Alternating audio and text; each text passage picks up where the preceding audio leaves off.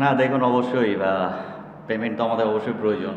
আর সাথে দেখবেন যে আজকে আমরা 4টি ফরেনার নিয়ে খেলেছি, মানে ফুল স্ট্রেংথ আমাদের টিম অনুযায়ী যতটুকু ব্যালেন্স করা যায় স্ট্রেংথ অনুযায়ী আমরা আজকে মাঠে নামতে পেরেছি এই জন্য। আর সবাই তাদের নিজ নিজ প্ল্যানিংয়ে এক্সিকিউট করছে পারফেক্টলি, এই জন্য আমরা জিততে পেরেছি।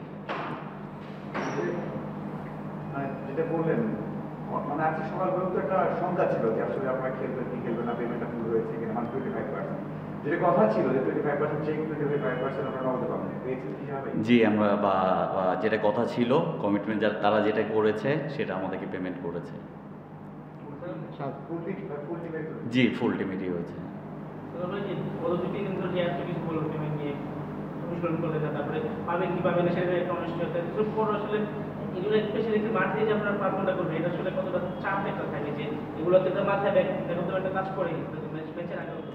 না, এটা তো অবশ্যই করে দেখেন, বাট যখন আমরা গ্রাউন্ডে চলে আসি সব কিছু আমাদের ভুলেই আসতে হয়। সো আমাদের কাজ তো পারফর্ম করা, মাঠে খেলা।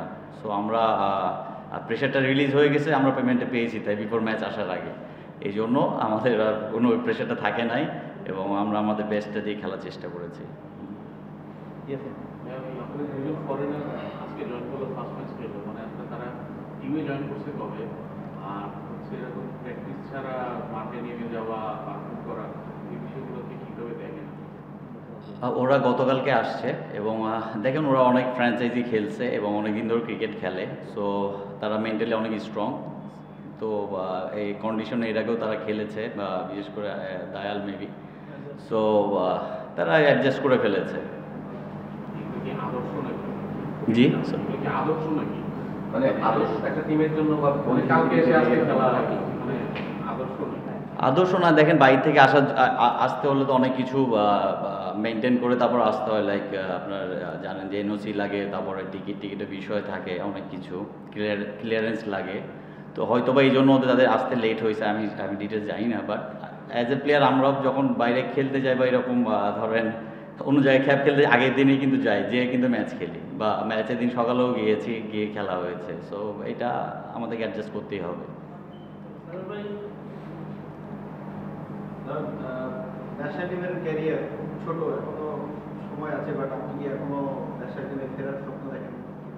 না, সেটা প্রত্যেকটি প্লেয়ারে করে, আমিও করি অবশ্যই। যতদিন আমি ক্রিকেট খেলবো ন্যাশনাল টিমে ঢোকার জন্যই খেলবো। যেদিন ছেড়ে দেবো সেদিন শেষ ন্যাশনাল টিমের স্বপ্ন। ঢাকা আর সিলেটে দেখে বাউন্ডারি ছোট ছিল, যে কারণে মানে ছোট বাউন্ডারি ছিল, এখন এখানে একটু বড় বাউন্ডারি। আজকে দেখেছি যে দুই দলেরই বাউন্ডারি অনেকগুলো ক্যাচ হয়েছে। মানে বোলার হিসেবে আসলে যে কি মানে একটু বাউন্ডারি একটু বড় আছে কি, মানে একটু মন খুলে একটু সাহস নিয়ে বোলিং করার একটু মানে বাড়তি হেল্প করে কিন্তু বাউন্ডারি যখন একটু বড় আছে। এটা অবশ্যই দেখেন, বাউন্ডারি যদি একটু বড় থাকে বলারদের জন্য একটু অবশ্যই সাহস যোগায়। যেহেতু আমরা সিলেট পর্বে দেখছি বাউন্ডারি একটু ছোট ছিল, বাট এটা যে ভালো করবে সব কিছুতেই করবে। বাট অবশ্যই বাউন্ডারি বড় থাকলে বলারদের একটু মেন্টালি স্ট্রং হয়। যেমনটা আমরা দেখছিলাম যে রাজশাহী কিছুটা ফ্র্যাঞ্চাইজি টিম হিসেবে ব্র্যান্ডিং এর পিছিয়ে আছে, আপনারা কি ব্যাকটাও কিন্তু পাননি। এই ম্যাচ জয়ের পর কি সেই জায়গাটা ঘাটতি পূরণ করতে পারবে কিনা মালিক? এটা আমাদের চাওয়া তো অবশ্যই তাদের পক্ষ থেকে থাকবে, কিন্তু তারা প্রোভাইড করবে কিনা সেটা তাদের ব্যাপার, আসলে এটা আমি বলতে পারবো না।